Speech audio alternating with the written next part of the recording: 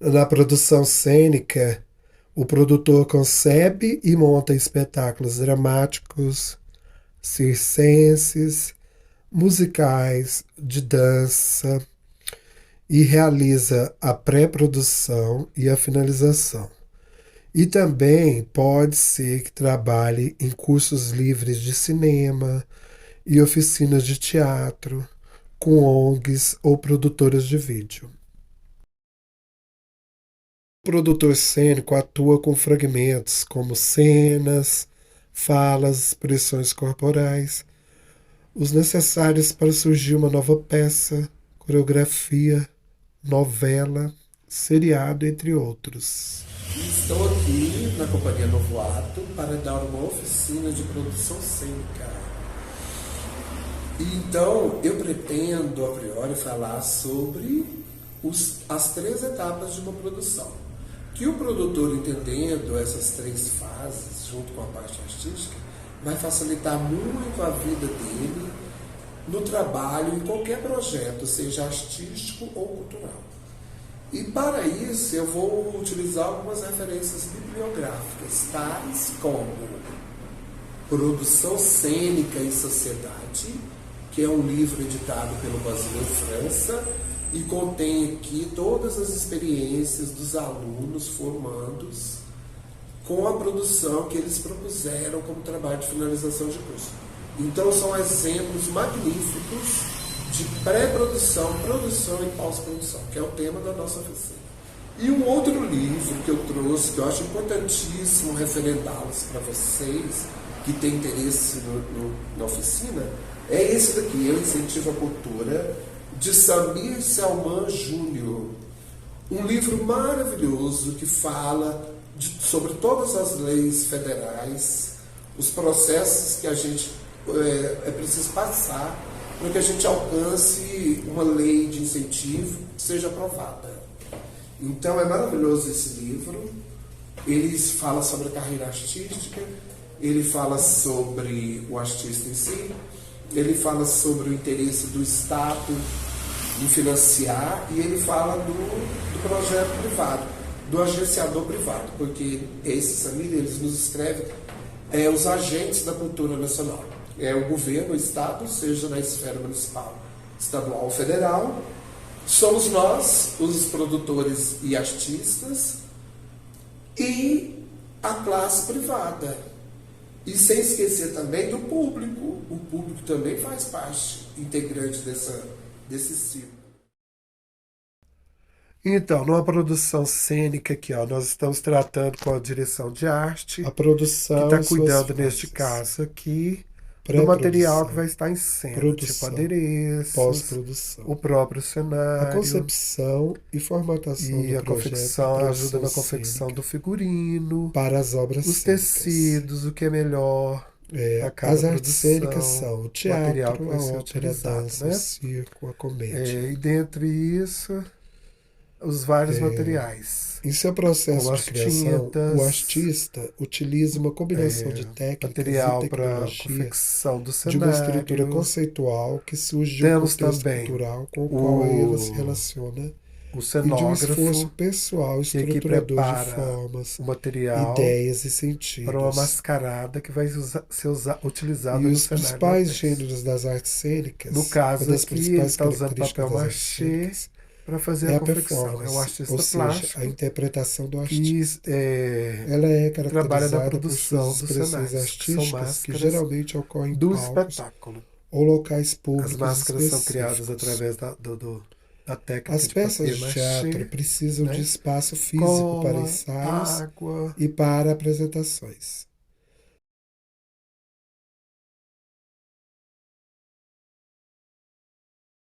Então, pessoal, eu peguei aqui como exemplo para mostrar para vocês a descrição de um projeto de um amigo nosso, aluno aqui do curso também, da oficina, ele nos permitiu, que é o projeto. Aqui ele está respondendo a um edital propriamente dito, que é o edital da Prefeitura Municipal de Goiânia. Então o projeto tem um nome. Qual que é o projeto? Qual que é o nome do projeto? Exposição Resiliência. O proponente, que é o nome de vocês, que está propondo, né? No caso o produtor, Objetivos. Então, tem que ter os objetivos. Quais são?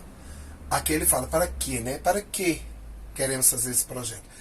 Queremos realizar uma exposição com 21 fotografias e 3 pinturas, em 4 praças no município de Goiânia. Queremos visibilizar por meio de imagens e intervenções corporais características da identidade e memória cultural da sociedade goiana. Terceiro ponto, resgatar e preservar características a partir do diálogo temporal e das matrizes de construção dessa sociedade. Dar acesso a diferentes classes sociais, isso é importantíssimo, né? Através do deslocamento da arte de espaços privados para espaços públicos. Então, aqui é o objetivo do projeto. O seguinte que vamos abordar aqui é a justificativa. E ele é o porquê do projeto, né? E aí ele vai descrever a relevância desse projeto, se instala quando interface com as questões sociais, históricas, culturais e políticas da sociedade goiana. Então ele vai descrever tudo, o porquê que ele quer realizar o projeto. Este projeto é híbrido, possibilita a ampliação de zonas de alcance. Tudo que você pensou a respeito do projeto é importante colocar. De forma sintética, mas coloque tudo que você pensou. Porque quem for ler vai... O máximo de informações que você puder dar para quem vai ler e aprovar o projeto, para que ele entenda o que você quer, é importantíssimo no projeto. Um planejamento estratégico para a execução do projeto será feito numa perspectiva de atingir objetivos propostos num período previsto em 390 dias, 180 para a captação, 210 para a execução. Essa é a proposta dele.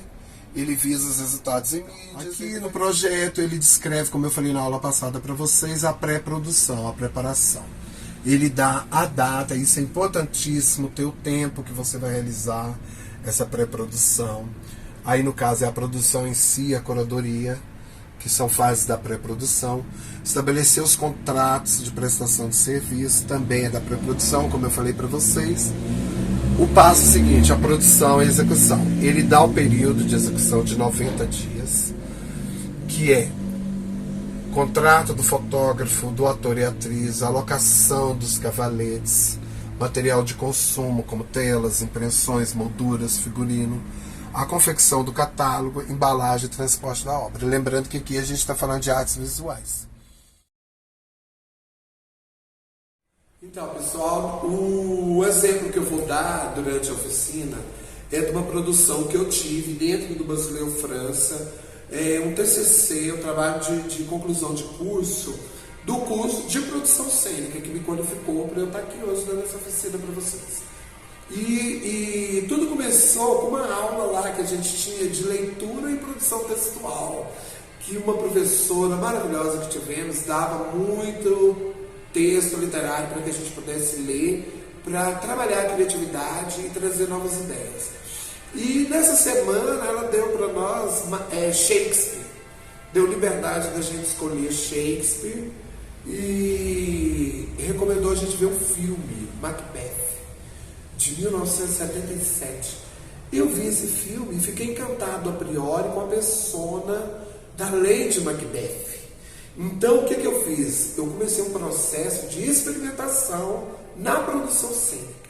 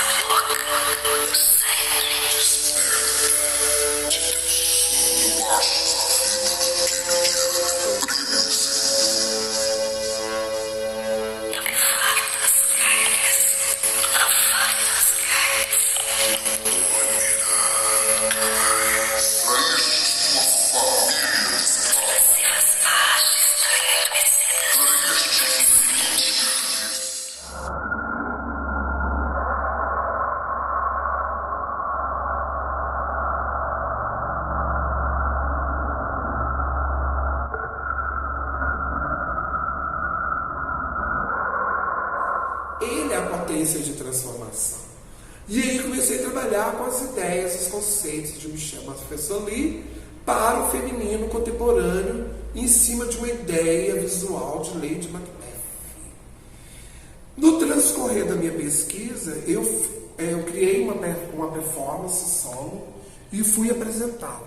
Depois de Isadora Duncan, do experimento de Isadora Duncan, com música ao vivo, o músico foi Jefferson Leite, e nós tivemos uma experiência muito bacana, apesar de a época eu estava vivendo um luto muito grande, mas isso também ajudou no humor da personagem. Eu fiquei muito instigado e fui estudar Nietzsche, tive a oportunidade de estudar Nietzsche, e Nietzsche é maravilhoso porque ele descreve o Dionisíaco e o Apolíneo como forças geradoras, míticas, geradoras da arte. O Dionisíaco, a música, a dança, a coisa louca, selvagem, coisa da alma, o corpo obedecendo à alma. O Apolíneo, o contrário, a aparência, a beleza, a estética. O Dionisíaco preso dentro da estética, da forma, da norma, da técnica. Esse é Apolo, o deus da luz, sabe, do bem feito. E isso me encantou e eu senti necessidade de também representar Nietzsche nessa minha pesquisa.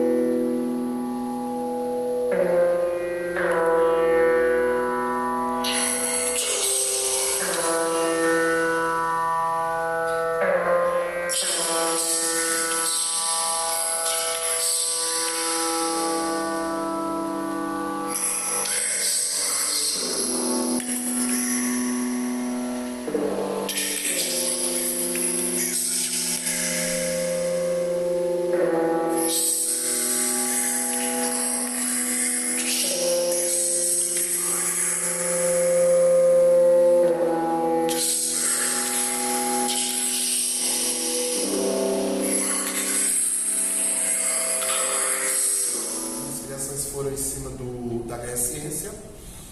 Então Nietzsche também me dá essa oportunidade. Só que a transformação maior na minha vida foi assim. Nos anos 80, final dos anos 80, a gente ouve falar do Butô, porque uma produtora de São Paulo traz Kazuo para o Brasil, e ele vem em São Paulo, Rio e Brasília. Então vem muito próximo de nós, final dos anos 80. Então, no final dos anos 80, devido à mídia de divulgação dessa produção de Kazuo, a gente passa a conhecer o Butô.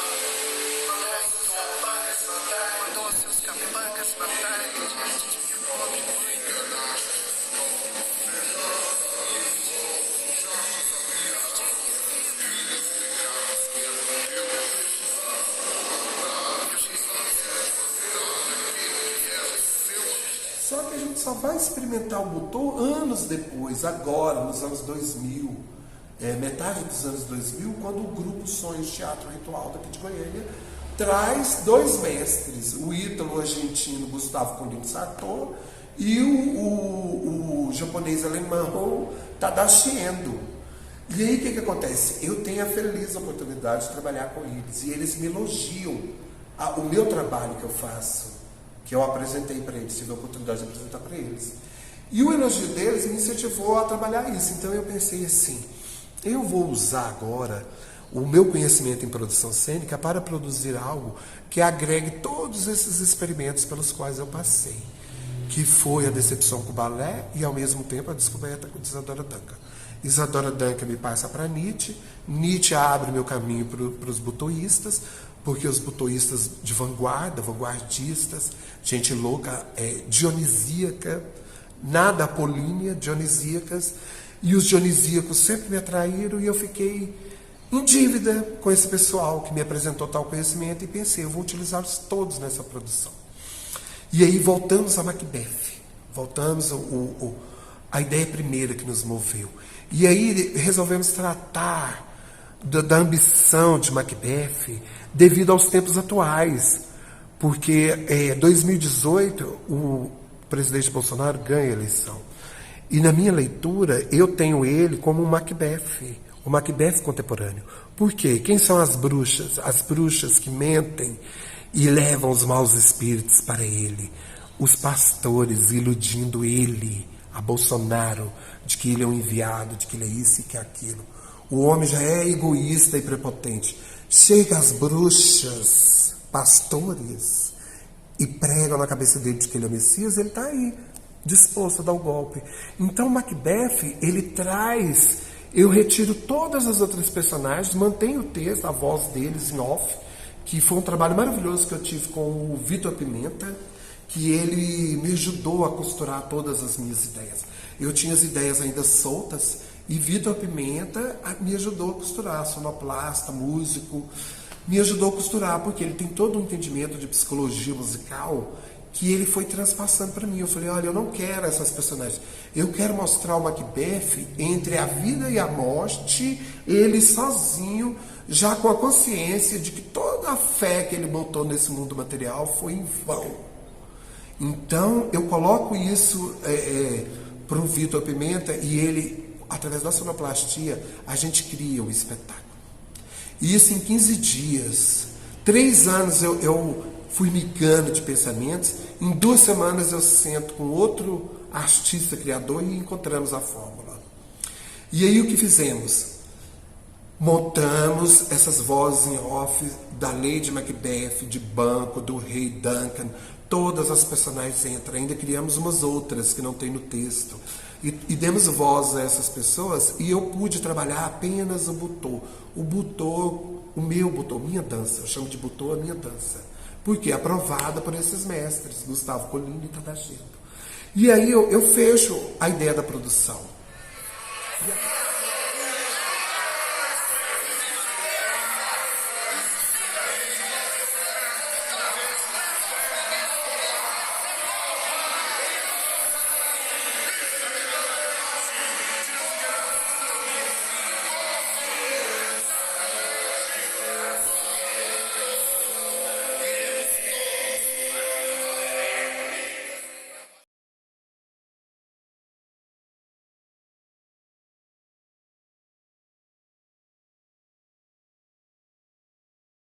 Como que eu vou no butô? Porque o butô não precisa de texto, ele não precisa da lógica, do racional para descrever a emoção, ele se preocupa mais com a emoção. Porque aí qualquer corpo, em qualquer mundo, se comunica. Porque as emoções, elas são limitadas, né? Elas pertencem ao corpo, ao emocional, ao nosso sensorial. Então, o butô se preocupa muito com isso, com o sensorial, o emocional, e abandona um pouco a lógica, o racional, a narrativa. Isso a gente não tem preocupação. Por quê? Você vai transmitir sua rasa, seu humor, seu estado de espírito enquanto artista. Por isso que é uma arte viva, porque é você ali, com a sua emoção ali.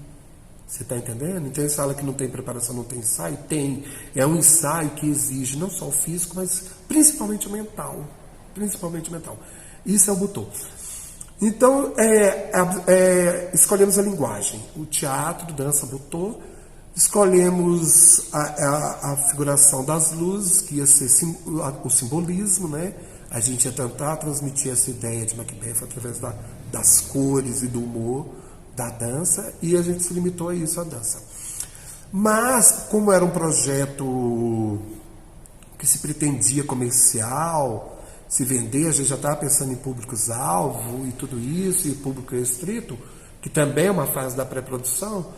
Aí nós decidimos que a gente ia fazer uma coisa mais comercial, ia ter essas narrativas, essas vozes que ia meio que nortear o público, e eu ficaria no espetáculo da dança. E aí partimos para a produção em si, né, que foi depois dos contratos, todo mundo aceitou fazer a ideia, muito legal, porque assim, eu enquanto produtor eu tive controle total. Eu falava o que eu queria e dava liberdade para os artistas, os criadores criarem. E o prazo nada apertado, eles me traziam ideias. Mas sempre acatando minha ideia principal. Por exemplo, eu consegui uma parceria com o artista plástico Pitágoras Lopes Gonçalves. Ele ficou sabendo que eu estava trabalhando no Macbeth, Shakespeare, ele tinha lido o texto e ele sugeriu fazer a máscara, porque a gente já tinha escolhido o título do projeto, Macbeth, a Máscara da Maldade. Por que Macbeth, a Máscara da Maldade? O texto é Macbeth. A Máscara da Maldade é um poema de Beckett, de Brecht, que eu li, que ele fala assim, tenho na minha parede uma máscara de madeira pintada de esmalte dourado, de um demônio japonês, onde eu percebo nas marcas e expressões que é cansativo ser mal. E aí, como eu disse para vocês anteriormente, a ideia principal desse Macbeth, para mim, era o presidente Bolsonaro. Ele está sendo enganado pelos maus espíritos e pelas bruxas. Essas bruxas vão destruir ele. Essa é a narrativa de Macbeth, de Shakespeare. Não adianta acreditar em espíritos, eles só vão te enganar. Eles só vão te enganar. E aí o que acontece? Partimos para a criação.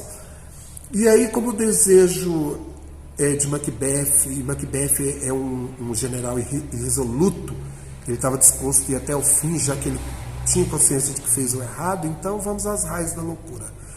E aí eu pensei, não, vamos colocá-lo já dentro do cemitério. E aí tive essa ideia conversando com o Pitágoras, e aí ele sugeriu fazer o túmulo, que é o cenário, a cenografia.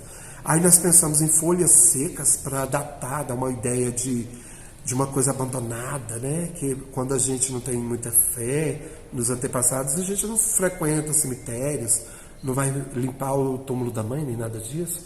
Tem pessoas que são assim. E aí o que acontece? Não que isso seja errado, certo? E aí pensamos nesse túmulo abandonado, folhas secas naturais, um túmulo feito cenograficamente de papelão e isopor, e essa era a cenografia. O restante seria definido na luz. Alan Lourenço, que também aceitou trabalhar com a gente, Vitor Pimenta, onde fizemos permuta de trabalhos. Depois eu tive uma feliz e curta oportunidade de trabalhar com a banda, que ele era o produtor, eu fui um subprodutor, que é a Rural Killer. Trabalhei com esse pessoal, foi ótimo. E aí partimos para a produção. E como conseguimos fazer isso? Não tínhamos verba. A priori eu me inscrevi no Goiânia Cena Estreia. Nosso projeto não foi aprovado não por qualidade, mas por um número muito grande. Todas as companhias e grupos de Goiânia apresentaram um projeto de lançamento. E aí eu não tive a oportunidade. Mas o que eu pensei? Eu falei, gente, eu tenho que subsidiar isso, eu tenho que conseguir essa grana. E aí o que eu pensei? Em fazer uma rifa. Uma rifa de 200, a época, né, o dinheiro ainda tinha um valorzinho. Fizemos uma rifa de uma cesta da Cacau Show, no valor de R$200, e a rifa de R$10 com 100 nomes. E esse dinheirinho da rifa conseguiu com que fizéssemos o que faltava, figurino, um Uber para um outro técnico, o lanche para minha equipe técnica que trabalhou no dia, no teatro. Aí conseguimos o teatro do Grupo Sonhos e conseguimos, com o dinheiro da rifa, pagamos os técnicos. Falando agora da fase da produção, o que é a produção, a concretização do projeto, simplesmente. E aí eu vou ler um pouco do texto aqui para que vocês possam entender. Uma vez assinado algum contrato, tem início o esforço para levantar a produção. É hora de mobilizar a equipe e colocar em andamento as ações que levarão à concretização do projeto. A partir deste momento, artistas, técnicos iniciam seu trabalho e passam a exigir suporte permanente do produtor. É dele, do produtor, a responsabilidade de cuidar para que todos os recursos materiais e financeiros estejam disponíveis nos momentos e locais adequados, a fim de evitar que o processo de criação sofra interrupções.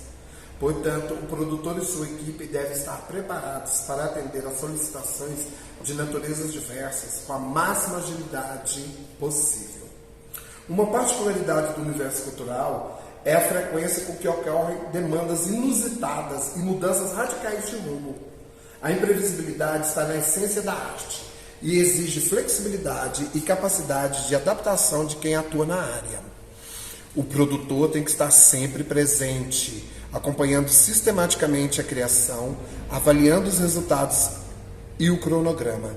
Precisa atuar com racionalidade, mas sem deixar de considerar a maleabilidade inerente ao trabalho artístico. Todo cuidado é pouco para que a criatividade não seja tolhida por posturas rígidas e excessivamente pragmáticas. Além disso, cabe também ao produtor cuidar para que a comunicação interna seja fluente e que as informações essenciais para o bom andamento da produção cheguem a todos os membros da equipe a tempo e a falar sobre... a priori eu quero só dar os exemplos, por exemplo, da produção. O que seria? Em primeiro lugar, a assinatura de contratos, como foi dito na pré-produção, a concretização do projeto. Temos mais. A busca de apoios e permutas, o pessoal que vai apoiar a produção.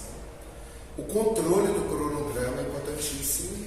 A gestão orçamentária, porque o dinheiro precisa estar disponível para os técnicos e artistas criativos. Então é importante fiscalizar o fluxo de caixa. Outra coisa também que a gente falou por alto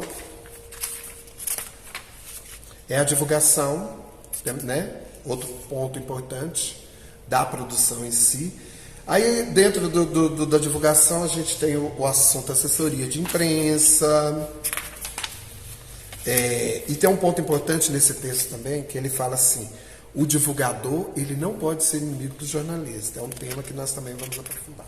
Dentro da divulgação, nós também temos a produção de imagens, que é outro tema, que é a produção da imagem para vincular o projeto e mandar para os jornalistas para divulgação. Distribuição do material gráfico, produção do material gráfico e anúncios, tudo isso está dentro da produção, gente. A utilização da internet, importantíssimo. Temos pontos. Fala-se também da véspera da estreia e a estreia. Eu gostaria de ler um pouquinho da estreia para vocês, que é rapidinho. Então, agora nós queremos falar da estreia, do produto cultural. Na estreia, é importante a gente relatar e termos em conta que precisamos de pessoas conhecidas, então eu vou ler um pouco. Uma estreia precisa ter pelo menos 10 pessoas muito conhecidas na cidade. Isso não apenas lá nas grandes capitais, Rio e São Paulo, mas aqui em Goiânia também é importante. Em qualquer lugar, você deve ter no mínimo 10 formadores de opinião, para que seja garantida a repercussão do espetáculo. É necessário transformar a estreia num acontecimento. Mas essas 10 pessoas, elas são amigos, são jornalistas, você faz o contato? O que o texto diz aqui, são pessoas do métier, pessoas importantes, críticos de arte, professores, pessoas ligadas à linguagem com a qual você está falando. Por exemplo, você vai trabalhar a dança em Goiânia, você vai ter uma estreia de um espetáculo de dança. Então é importante que você convide as pessoas ligadas à dança. Mas convide as pessoas ou que falem antes dessa dança? Que convide elas para que elas possam participar da estreia, porque nós estamos falando da estreia, e aí elas vão repercutir, porque como pessoas formadoras de opinião, elas comentarão, elas farão críticas ao espetáculo, e isso é favorável, porque vai atrair novas pessoas durante a temporada. Então é importante ter essas pessoas conhecidas, para que esteja o bafafá, o blá blá blá, o disse-me-disse. Outra coisa também importante na estreia é a escolha da data. Isso depende do cenário cultural no momento. Se há outras estreias mais importantes de companhias, grupos na mesma data, é melhor você não marcar.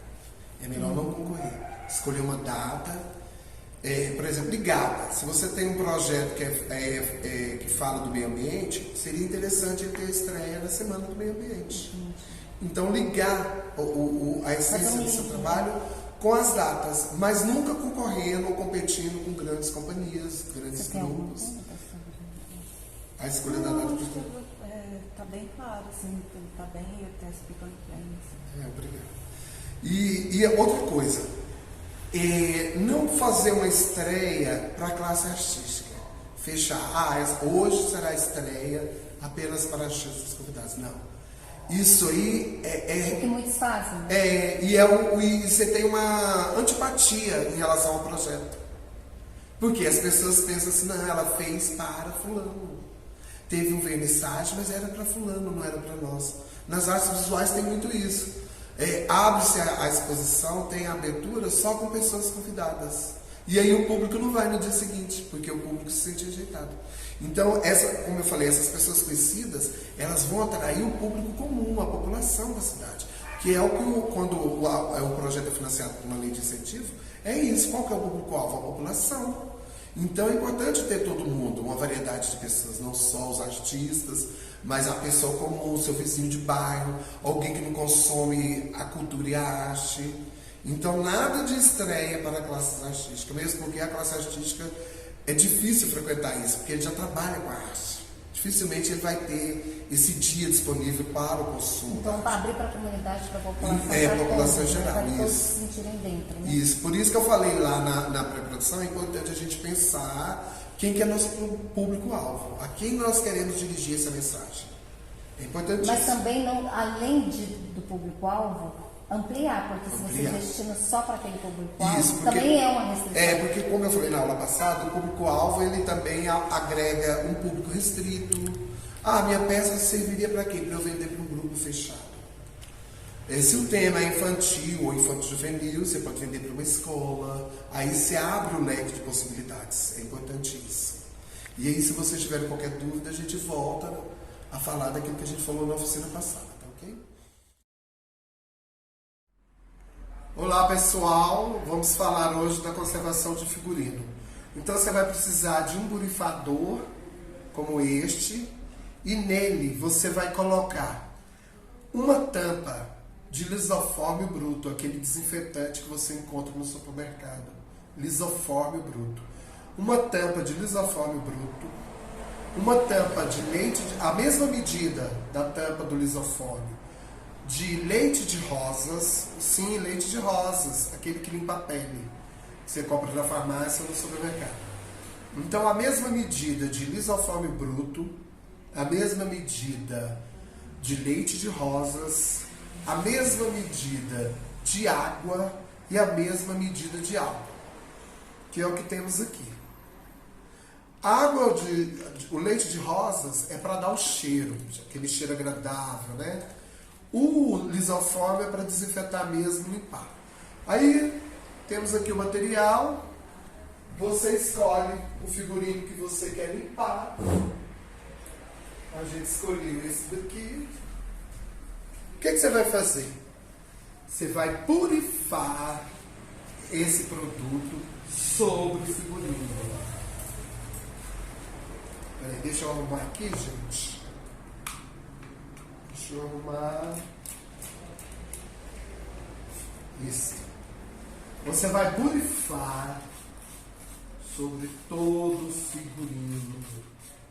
Da parte de frente, da parte de trás, por dentro. Depois que você borrifar todo o figurino, você vai deixá-lo secar ao sol. Na hora que ele estiver completamente seco, você tira ele, dobra, coloca em um plástico, um saco plástico e armazena. É isso que nós temos para mostrar para vocês hoje. Lembre-se, uma medida de lisofórmio bruto, uma medida de leite de rosas, uma medida de água e uma medida de álcool. Álcool normal. Borrifou no figurino, tomou sol, secou, guarda devidamente. É isso. Então, pessoal, a Fernanda Vidigal, que é uma produtora do Rio de Janeiro, ela sempre fala que a pós-produção é o inferno do produtor. Aí eu vou ler rapidamente aqui o que ela diz sobre a pós-produção, que é o nosso tema de hoje da oficina. Palavras dela, abre aspas. Até hoje eu sinto certa depressão pós-evento. Sempre, ao final, fica aquela sensação de que acabou.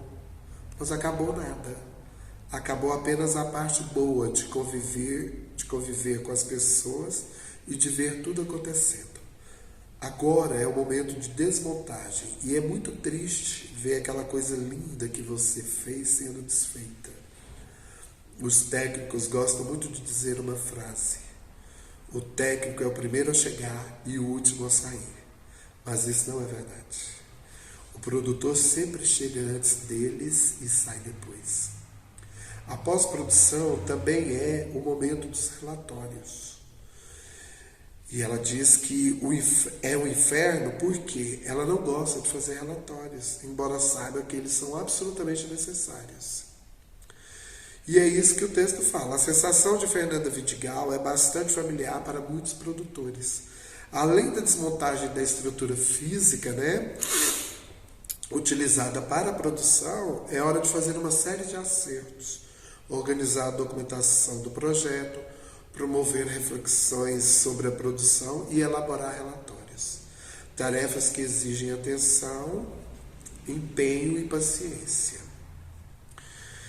E quais são os processos dessa pós-produção, né, que a gente está abordando? A organização e a guarda do material utilizado. E o que mais? A guarda e conservação de figurinos. Inclusive, pessoal, falar em figurinos, na nossa próxima oficina, na nossa próxima aula de semana que vem, eu quero me atentar a isso, porque nós já abordamos a pré-produção, a produção e agora estamos abordando a pós-produção. Eu queria atentar vocês, porque eu vou falar na próxima oficina da conservação do figurino, tá ok? Quero me exemplificar neste processo, que eu acho muito interessante. E além da guarda do figurino, a avaliação dos resultados e a pesquisa junto ao público, né? E os relatórios, que é o que a Fernanda Vidigal falou. Relatórios para patrocinadores, os relatórios para os parceiros. Eu vou falar por alto aqui sobre os relatórios, que isso é muito importante, porque ele serve tanto de prestação de conta, mas também para toda a equipe, os patrocinadores e outras pessoas avaliarem. Então eu quero citar algumas coisas, eu vou ler, isso é natural, vou ler para que vocês saibam. Os relatórios para patrocinadores e parceiros. Na elaboração deste relatório, o produtor deve estar atento a alguns pontos importantes. Textos sobre parcerias e resultados devem ser objetivos e honestos. Não se deve dourar a pílula com citação de ganhos que não existiram de fato. As informações sobre as ações realizadas sobre o público atingido precisam ser detalhadas e quantificadas. Quantas pessoas nós tivemos na oficina, quantas pessoas assistiram o nosso vídeo, quantas pessoas pagantes, quantas pessoas presentes. Isso é muito importante, tanto para o patrocinador como para a lei de incentivo. É necessário especificar a quantidade e quantificar a mídia vinculada e o material gráfico produzido. Tem que colocar, produzimos tantos cartazes, atingimos tanta mídia, jornais, isso tudo tem que ser detalhado. O clipe impresso deve ser anexado ao relatório. O que é o clipe?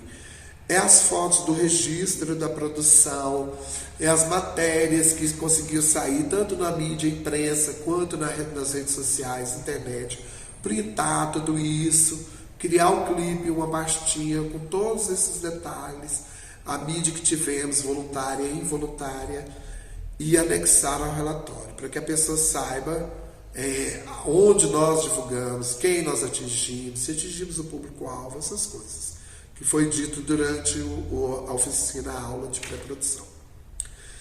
E ele fala aqui também, uma estratégia bastante utilizada, embora questionada por várias instituições financeiras, é a de calcular o valor dos espaços obtidos com a cobertura jornalística.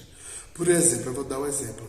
Se uma matéria no Popular, de meia página, custa R$5.000 e voluntariamente, gratuitamente, nós conseguimos meia página falando da produção, falando do espetáculo, você coloca aquilo como valor. Não foi gasto, mas você coloca. Obtivemos uma matéria que, se fosse paga, gastaríamos o valor de R$5.000. Então isso é muito importante também, para que os novos apoiadores saibam o quanto o produtor conseguiu economizar através das suas ações. Então ele fala também, levando em conta a centimetragem daquilo que foi publicado em jornais e revistas, valores de tabela da mídia. O produtor deve lançar tais informações nos relatórios, mas deve estar ciente de que algumas instituições valorizam apenas as matérias que contêm referências positivas ao patrocínio. Ou seja, aquela matéria que citou o patrocinador, que citou a lei, que citou aquele que está investindo no projeto, isso é muito importante. E uma vez conseguida essa citação, é indispensável que o produtor coloque no seu relatório. Há outros exemplos também que eu vou citar rapidamente aqui para vocês, que é exemplares de peças gráficas, reproduções de placas, banners, sites, flyers eletrônicos. Isso tudo você deve clipar e anexar no seu relatório. É fundamental também acrescentar os anúncios publicados em mídia impressa, recortes originais ou fotocópias, um CD com os comerciais de rádio e TV, caso tenha, né, caso o dia da produção contenha isso, é importante ter também a matéria que se fez, o vídeo que se fez, para mostrar. Então, o clipe eletrônico do projeto, já falei, as fotografias e imagens de vídeo com registro dos eventos realizados, ou seja, o making-off, que é o que nós falamos na pré-produção também. Outra forma de enriquecer o relatório é a inclusão de depoimentos do público e participantes da iniciativa. Ou seja, cada um que participou da produção, escrever seu relatóriozinho, dar o feedback da sua participação e, se acaso possível, no dia da estreia ou depois da estreia, fazer uma entrevista com vídeo, perguntando ao público o que foi que eles acharam, porque a gente faz o projeto para o público, não é verdade? Então é importante que esse público nos dê o feedback, se eles gostaram, se foi aprazível. E isso é até bom também, porque como eu disse na produção, na oficina passada, da aula de produção, que é através desses relatórios, dessas entrevistas com o público, que você vai poder melhorar a sua apresentação.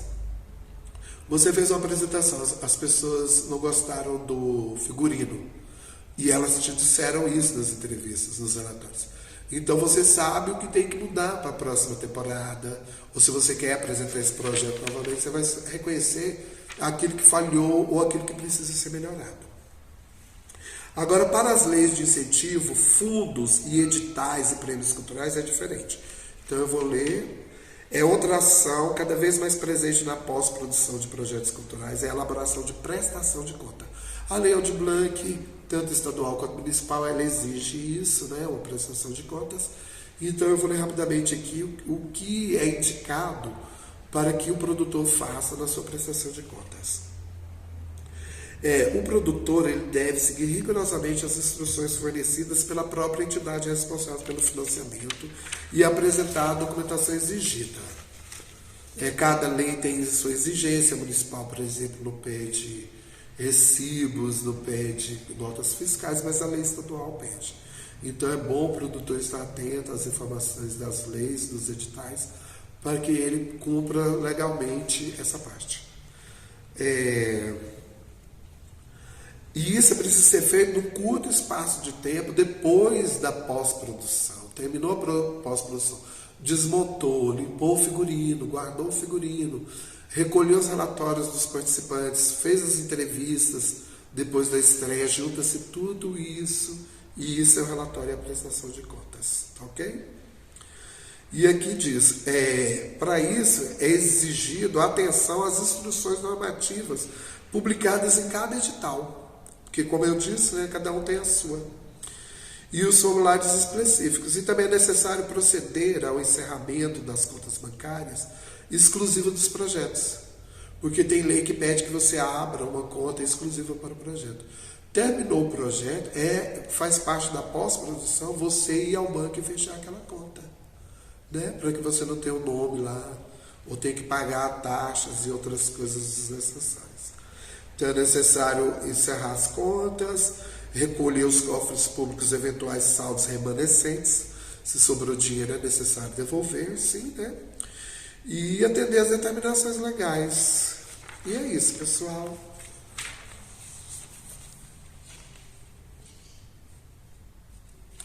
E eu quero falar também de uma parte importante dessa pós-produção, que é a eliminação de eventuais pendências, né? Tudo aquilo que foi emprestado, alugado, ele deve ser devolvido. A gente não pode esquecer. Um colega meu emprestou o projetor. Outro colega nosso emprestou o globo, a máquina de fumaça. Tudo isso faz parte da pós-produção. É hora de devolver, agradecer, né, essas pessoas que colaboraram. E isso é um cuidado que é óbvio, mas muitas vezes esquecido. Por isso que a gente está falando. E outra coisa também são inadmissíveis os casos como a produção de uma emissora de TV que entregou danificados alguns veículos antigos cedidos para uma gravação. Pessoal, nunca, pelo amor de Deus, nunca pegou algo emprestado, utilizou na produção, teve um problema, avise a pessoa que te emprestou, leve ao conserto, tente consertar antes da devolução, para que você não fique queimado com essa pessoa, porque ela te ajudou, né, durante a produção, e você sabe que ela tem aquele material, e se você for honesto e sincero com ela, ela vai poder te ajudar em outras etapas, em outros processos e outras produções.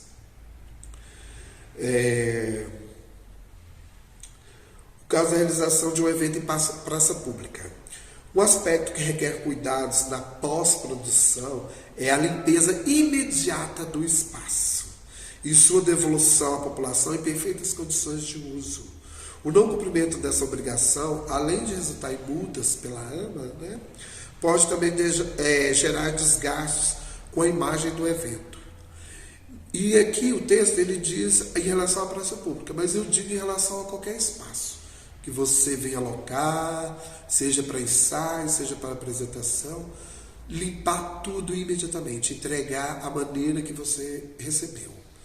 É como o banheiro, né? A gente passa pelo banheiro e não deixa rastros, nem provas de que estivemos ali, para que o próximo entre e não veja quais foram nossas necessidades.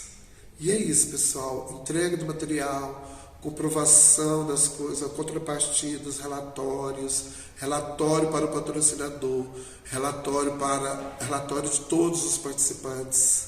É importante isso, do figurinista, do iluminador, quais foram as dificuldades que eles tiveram, seja com material, seja com tecnologia, seja pessoal. Para quê? Para que a gente estude isso e numa próxima e eventual produção a gente não ocorra nos mesmos erros. E é isso, finalizamos aqui hoje a oficina de produção cênica e eu quero agradecer em primeiro lugar a Companhia Novo Ato, na pessoa da Marília Ribeiro, e agradecer também ao Luiz Cláudio, quero agradecer a Secretaria de Cultura, Secult do Estado, e a todos que puderam patrocinar este evento. Quero agradecer também as pessoas que vieram, né, o pessoal que vieram participar da oficina, que trouxeram o projeto para a gente avaliar e ajudá-los.